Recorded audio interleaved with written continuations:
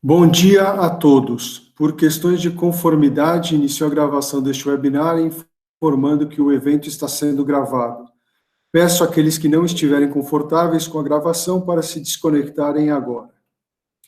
Boas-vindas aos participantes aqui presentes. Meu nome é Sérgio Detuá e atuo como presidente da SAMP Brasil. Junto com um grupo de profissionais do setor, faço parte do comitê de gestão desta associação. A SAMP é uma organização internacional criada para o fomento de processos de engenharia e materiais avançados. Com sede nos Estados Unidos, atuamos em diversas regiões através de 40 capítulos, capturando, produzindo e compartilhando conhecimento sobre diversas tecnologias.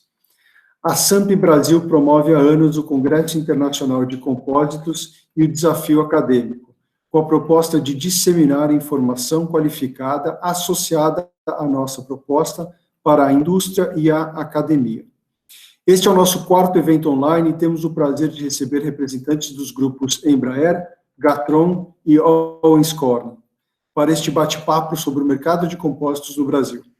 O evento terá duração de 30 minutos, onde eu farei perguntas e pedirei aos participantes que as respondam em até 2 minutos cada.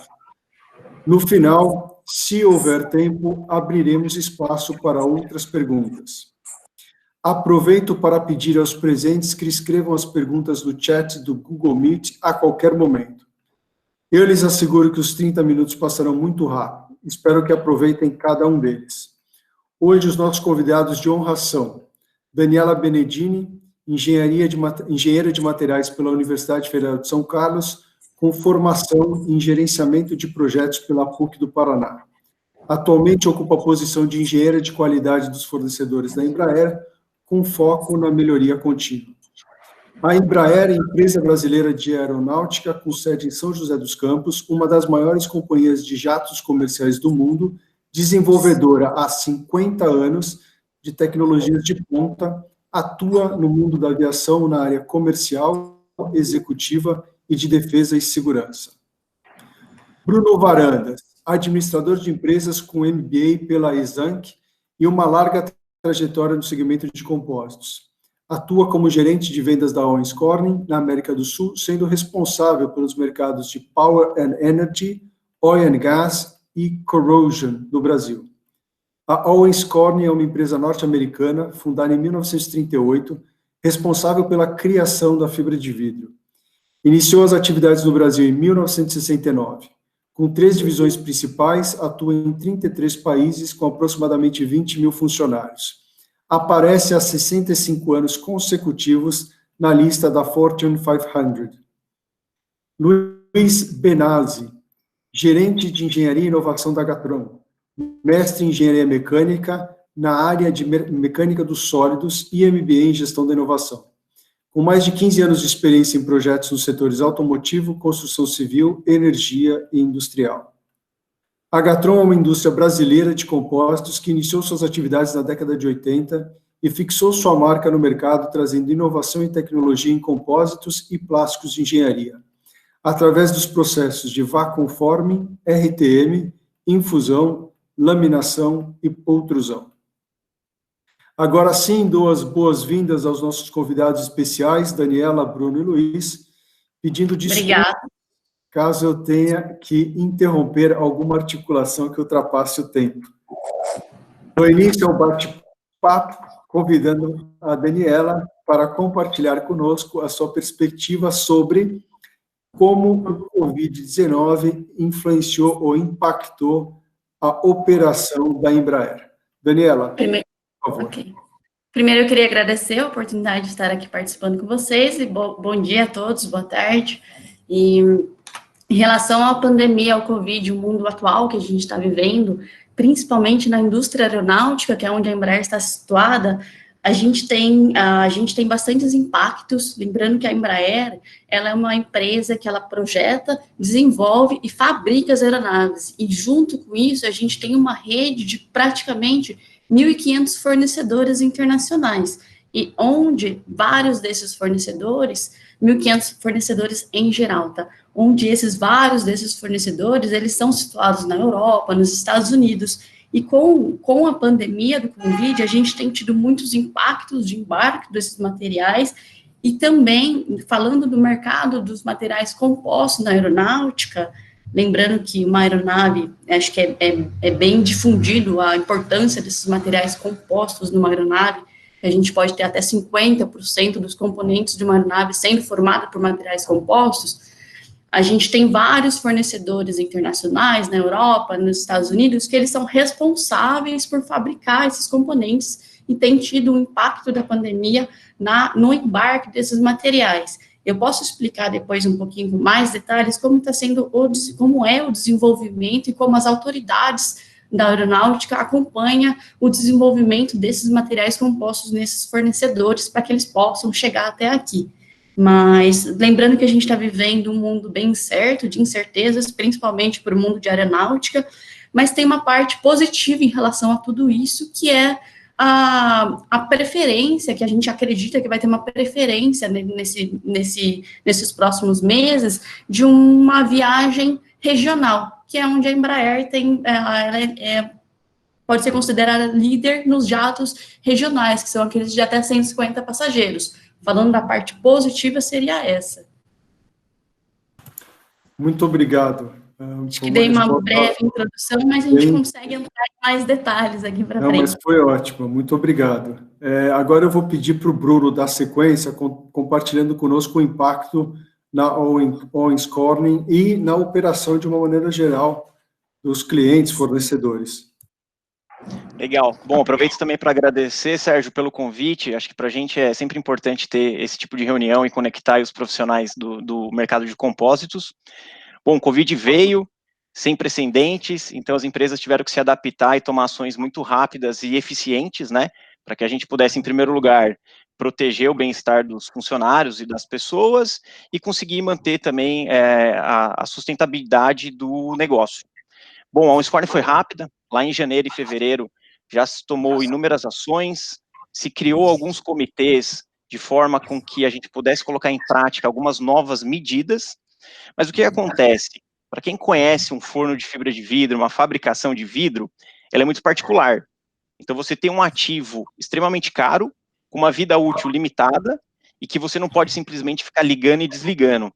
Então você precisa fazer, aquilo é uma produção empurrada, então você precisa tomar medidas onde seus funcionários vão estar todos seguros, e por característica do processo, isso já acontece, já existe um distanciamento entre as pessoas que operam um forno, só que aí existem as áreas que dão auxílio, parte logística e de expedição, aí ali sim, a gente tomou inúmeras novas medidas, com novos EPIs, distanciamento, novos horários de operação, porque no final do dia, a gente não podia mexer nesse fluxo de vidro que é produzido.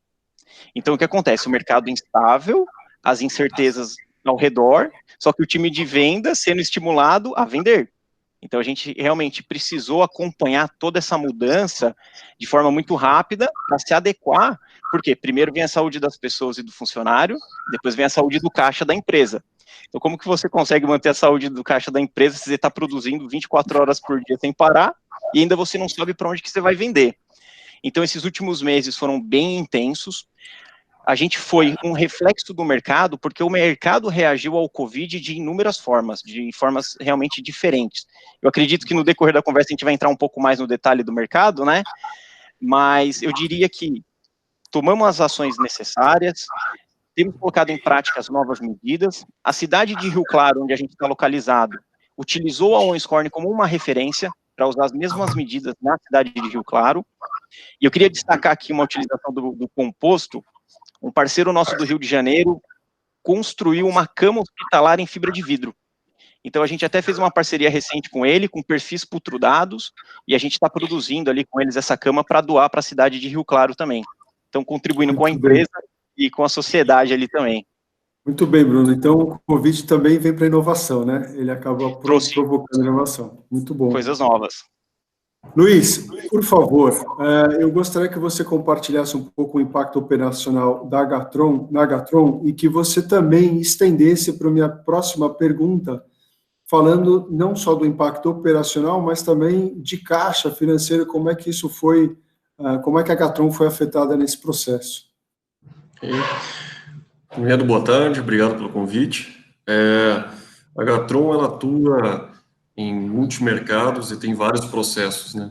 Então, isso ajuda bastante nesses momentos de crise, do Covid, principalmente, mas não é a nossa primeira crise, né? Basicamente, a cada 2 anos, sempre tem alguma coisinha que aparece.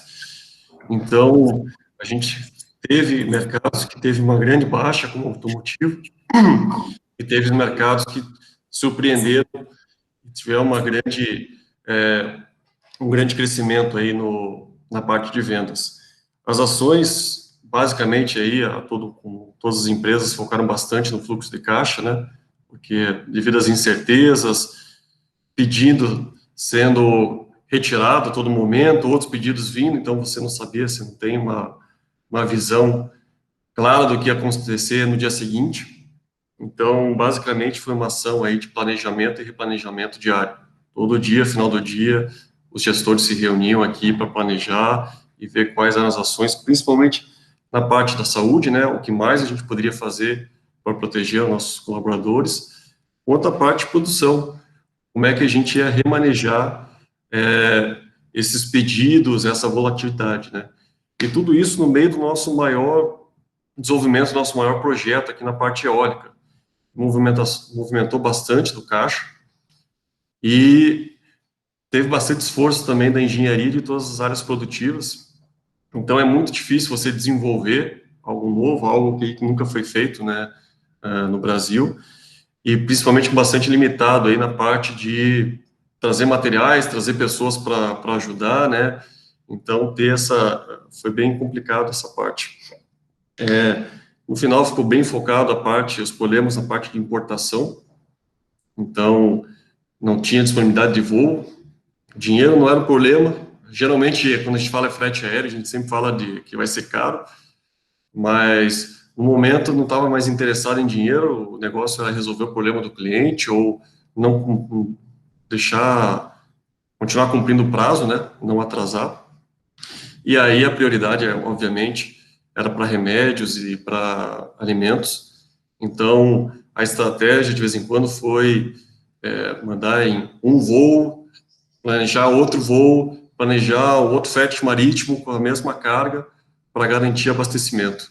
Então, foi um desafio logístico aí bem grande para continuar a operação e dentro toda essa volatilidade. Mas eu acho que o principal aí foi a parte de todo dia planejar e replanejar.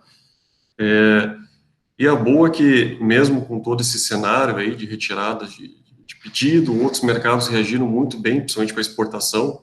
A variação cambial, se de um lado trouxe alguns problemas para trazer alguns materiais, por outro lado, ajudou bastante para a exportação, e a gente ganhou mais pedidos aí por causa da exportação de produtos. Então, a gente fecha aí a previsão do ano de fazer um crescimento ainda de 15%. Olha só, um outro exemplo de resultados bons aí de uma crise enorme, né?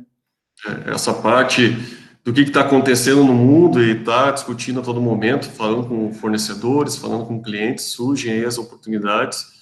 E muitos projetos que antes tinham uma barreira, porque o nosso cliente importava o produto, a fibra, né, a peça, a gente conseguiu ser mais competitivo e aí conseguimos novos negócios nessa volatilidade também, porque vários clientes também tinham que continuar a produção e tinham o mesmo problema que a gente tinha, né, de garantir o abastecimento.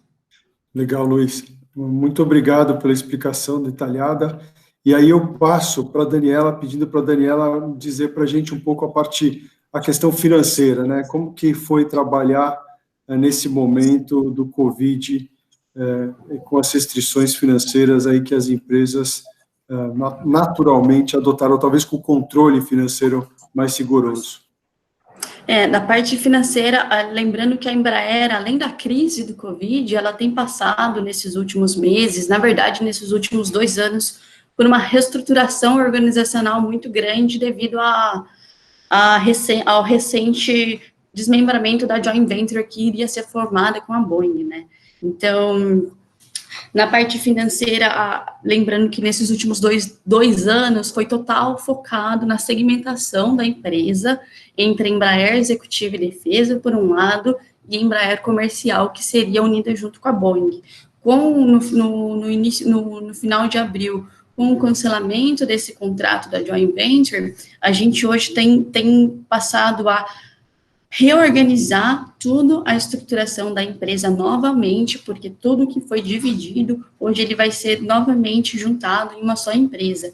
Tem da parte, falando um pouco da parte financeira, também a Embraer também conseguiu empréstimos do BNDES, do Banco Nacional de Desenvolvimento, e tem feito, para contornar essa parte financeira, tem deixado pessoas em layoff, ou seja, com contrato suspenso, em home office, e também abriu um programa, o PDV, que é o Programa de Demissão Voluntária. Isso já é o segundo programa aberto nesses últimos meses. Isso tudo para contornar essa situação financeira. Muito obrigado, Daniela. São iniciativas que a gente está vendo acontecer não só na Embraer, mas eu acho que são iniciativas que mostram a responsabilidade corporativa dessas empresas. Bruno, conta para a gente, do ponto de vista financeiro, o que aconteceu aí com vocês? Legal. Bom, Sérgio, quando a crise chegou ali no estágio mais crítico, a gente imaginou que a gente ia passar boa parte do nosso tempo negociando dívidas em aberto, fatura com os clientes. Graças a Deus isso não aconteceu, tiveram pouquíssimos casos, e aí é um pouco reflexo de um benefício que o Benassi comentou há pouco, do composto, né? Então hoje o compósito ele está aplicado em inúmeros mercados, em diferentes produtos, e isso acaba ajudando a gente a passar por essas crises de uma forma um pouco mais suave, porque você tem quedas de um lado, você começa a ter ganhos do outro. E a gente passou por tudo isso durante esses últimos meses. Então no primeiro momento a gente teve impactos grandes de redução, principalmente no setor automotivo, queda de demanda, e em alguns casos, por causa de lockdown, porque algumas empresas estavam ali situadas em regiões de área vermelha, que eles eram obrigados a fechar a fábrica, por mais que tivesse a demanda. E aí a gente vem para um segundo estágio, onde as empresas conseguiram passar por esse período sem nenhuma mudança. Então, principalmente na área de geração de energia, energia eólica, energia elétrica, as máquinas eólicas, geradores, transformadores, passaram por esses meses de forma estável, e aqueles que tinham projetado crescimento conseguiram executar. Isso está um pouco relacionado à demanda que o mercado tem, né, de recursos básicos, energia, comida, água. Grandes projetos de saneamento também aconteceram durante essa pandemia, a gente teve grandes instalações na região sudeste e nordeste, algumas empresas de papel e celulose continuaram investindo, e aí vem o último estágio, que eram as empresas que estavam, assim, projetando um ano estável e teve um crescimento absurdo nesses últimos meses. Então e isso vem um outro benefício do composto, né, que a gente conseguir transformar e repor materiais tradicionais. E o crescimento está muito atrelado a postes e cruzetas. Então, transmissão e geração de energia, que é muito difundido o uso do concreto, passou a ter um crescimento absurdo de utilização de fibra de vidro. Então, a gente viu fabricantes de máquina sold out, começaram a exportar máquina para a África do Sul, para a Austrália, e isso aconteceu assim, durante a pandemia, num curto espaço de tempo.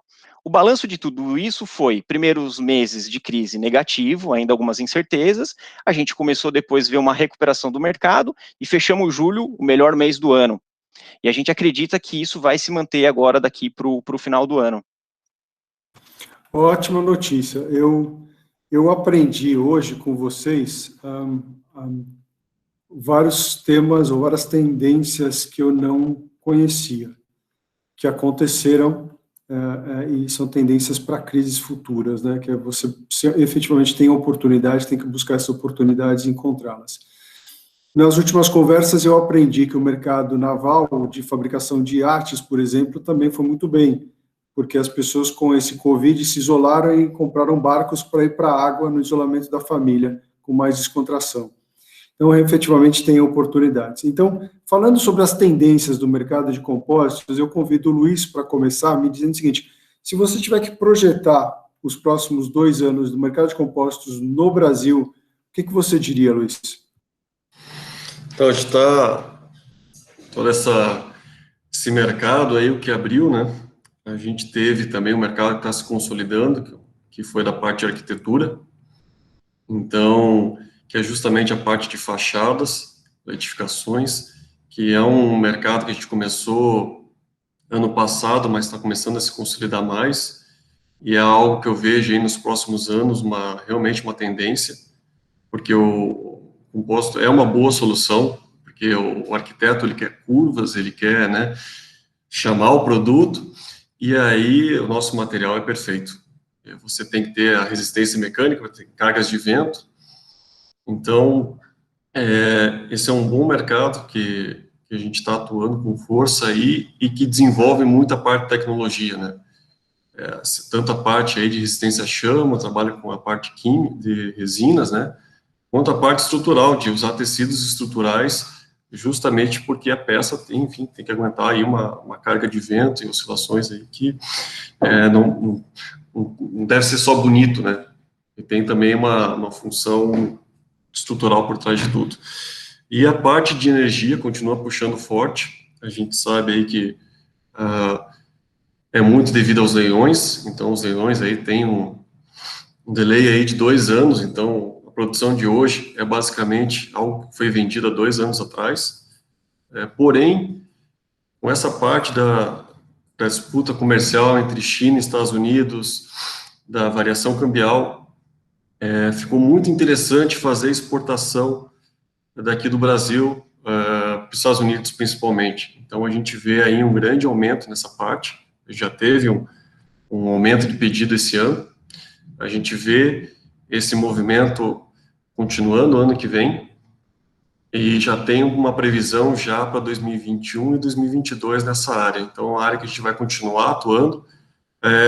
Basicamente, no Brasil, a gente atuava aí com máquinas de 2 ou 3 mega, e agora estão vindo as máquinas de 5 a 6, e as empresas, antes que só tinham mais ou menos um modelo, né, estão seguindo com esses 2 modelos. Então, máquina de 2 a 3 megas aí para exportação, que é bom, por exemplo, no mercado dos Estados Unidos, e as máquinas de 5 a 6 megawatts aqui no Brasil, que são verdadeiros, basicamente são monstros, né, muito próximos aí do offshore, que demanda bastante conhecimento, bastante tecnologia aí. Então, excelente, Luiz, excelente. São mercados importantes, então você tem a parte de arquitetura e a parte de energia. Parabéns, e boas notícias, o mercado agradece. Então, Daniela, conta para a gente, e na parte aeroespacial, o que a gente vai ver nos próximos 2 anos aí como tendência? Na parte, no mundo aeronáutico, lembrando que os compostos, materiais compostos, eles são, assim, extremamente importantes por causa das suas propriedades de baixo peso e alta resistência, e se a gente for comparar no passado, lá na década de 80, quando a gente tinha aproximadamente de 5% a 6% de materiais compostos na aeronave, hoje a gente já está numa faixa de 40% a 50%. Nos próximos 2 anos, eu acredito, da minha visão, é que alguns programas que se encontravam em desenvolvimento, pelo menos na Embraer, eles se encontram temporariamente congelados, porque a gente está passando por uma fase de reestruturação e de incerteza, então a gente continuou com a produção das aeronaves dos jets que foram já fabricados anteriormente. O único programa que havia em desenvolvimento, hoje ele está congelado, mas a gente já deve dar uma retomada aí no próximo ano, onde eles têm uma porcentagem a aeronave em si tem uma porcentagem de materiais compostos cada vez mais. Por exemplo, quando eu falo materiais compostos na aeronave, talvez não seja, talvez nem todo mundo tenha esse conhecimento, a gente está falando principalmente de componentes estruturais da aeronave, que seria o leme, o profundor, os flaps, os ailerons, os lates, as fuselagens centrais, as fuselagens traseiras, estabilizadores, a asa, e então todos esses componentes, eles fazem parte da aeronave, eles são componentes, eles são materiais compostos. Lembrando que uma aeronave, ela chega a ter até 70 mil part numbers, então a cadeia, assim, de suprimentos, ela é bem diversificada, e o que eu acredito que vai ser isso, assim, no próximo, a gente vai retomar esses programas que hoje se encontram congelados, mas nos próximos meses, no próximo ano, a gente vai retomar o desenvolvimento desse programa. Torcemos para isso, Daniela, não vejo a hora de começar a voar de novo. Muito obrigado. Bruno, e você? Como é que você enxerga a tendência dos próximos 2 anos? Sérgio, a gente aposta bastante, né, no mercado de compósitos, a gente acredita, sim, num crescimento, eu diria por 3 principais razões, uma delas por causa de mercados que já estão consolidados e vão ter um crescimento orgânico natural, que é o caso das energias. Então, a energia eólica hoje no Brasil, ela é muito forte, já temos uma projeção aí para os próximos anos, a gente tem o mercado livre agora, que é fora do mercado regulado, onde a gente tem uma negociação constante todo mês acontecendo. Então, hoje o Brasil, ele realmente está muito bem estruturado para atender essa cadeia. Aí eu vejo um segundo motivo, que é a transformação e a substituição dos materiais tradicionais, que isso tem acontecido, a gente viu agora com os postes e com as cruzetas, e de novo, é um mercado que tem demanda, e aí é uma questão do composto entrar de uma forma mais agressiva. E um terceiro ponto, que hoje eu acredito sim que o Brasil tem uma posição de destaque de ser um potencial hub exportador de peças acabadas, de matéria-prima. E 30% do que foi feito esse ano das pás eólicas no Brasil foram exportadas. Então, eu acho que hoje o Brasil tem uma estrutura bem de profissionais e de empresas bem consolidadas aí, para a gente suportar esse crescimento. Muito bom, te agradeço. Agora eu vou pedir a vocês, a gente está chegando na reta final, eu vou pedir a vocês em 1 minuto para mandarem 2 mensagens. A primeira é, para os profissionais que vão assistir a esse vídeo mais à frente, qual é a mensagem que vocês dão para eles, principalmente pensando nos novos profissionais que vão ingressar no mercado? E qual é a mensagem que vocês dão para a SAMP poder contribuir com o crescimento desse segmento no Brasil? Daniela.